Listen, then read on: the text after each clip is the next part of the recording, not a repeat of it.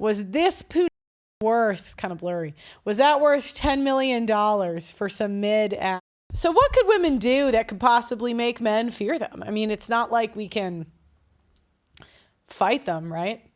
Now, Shannon Sharpe is showing exactly why men fear women. So Shannon Sharpe, the Super Bowl winning football player and successful media personality, is the latest in a long line of men to get false accusations levied against them.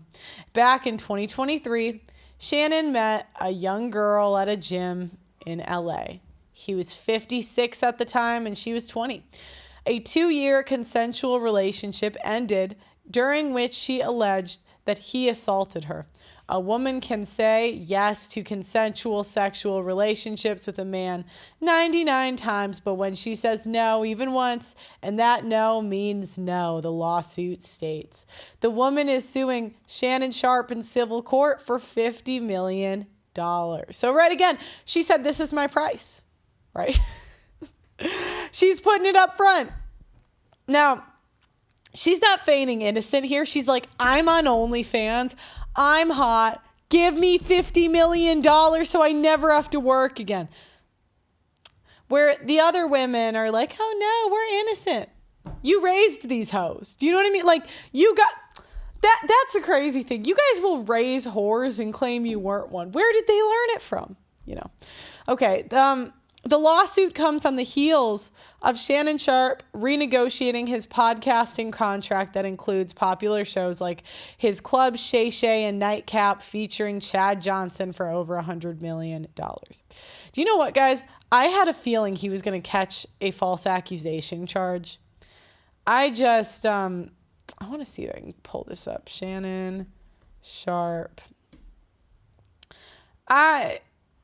I'm curious what his colleagues said. I just had a feeling that, oh my gosh, these ads. I just had a feeling that he was going to catch it.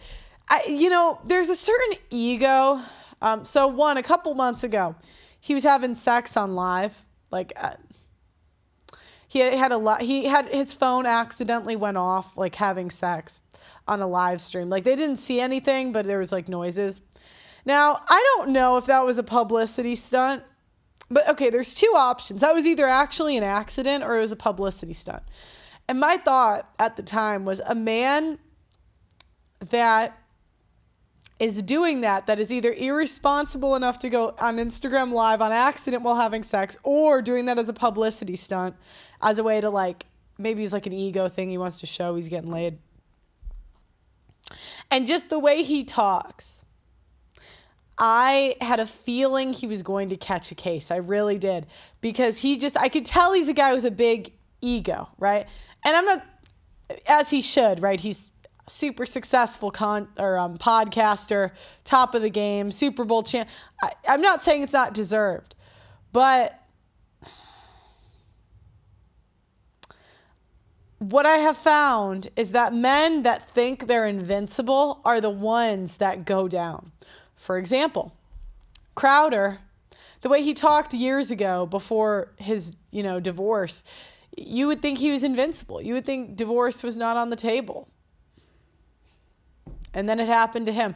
Because the men that think it could happen to them and that they're not special, they go and take precautions. And do you know what I mean? They go meet with a divorce lawyer. If they're slaying hoes, they get I have one friend. He had a 5-girl rotation in London. Every girlfriend I met of his, it was always monogamous on her side, non-monogamous on his, by the allowance of the woman, right? So the woman would basically say, you can do what you want. I'll be, And the way he did this, though he avoided false accusation charges, is he would make sure to get a text the next day of oh, I really enjoyed, he would get that text. He had a Ring camera outside his house. He was careful because he knew he was not above it and it could happen to him. And as far as I know, up to this point, he has never had any problems. But I just, when that happened, I just thought he's going to catch a case. There is no way he's careful.